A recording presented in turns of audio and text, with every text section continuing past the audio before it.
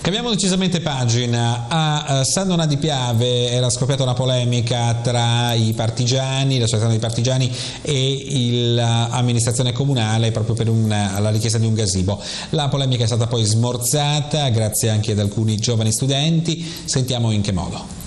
25 aprile, tanto rumore per nulla.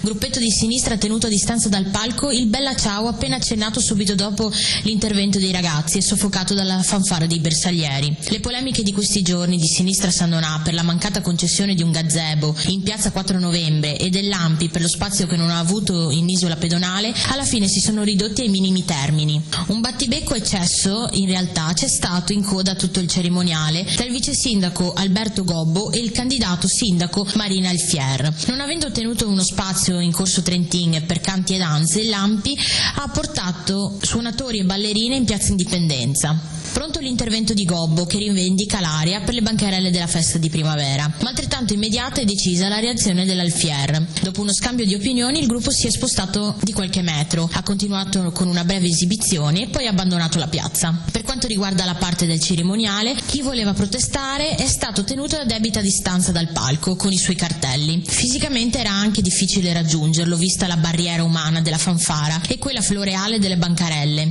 I ragazzi degli istituti superiori invitati dal sindaco Francesca Zaccariotto per portare la loro testimonianza sono stati interrotti solo dagli applausi per i messaggi sul significato del 25 aprile. Poi tutto è proseguito come da programma, con il centro cittadino invaso da gente che si è districata tra le bancarelle della festa di primavera fino al parco Golenare, dove la Proloco aveva allestito degli stand gastronomici. Forse un po' troppo teso, ma sicuramente soddisfatto il vice sindaco Gobbo per l'evento che ha riscosso ancora particolare successo.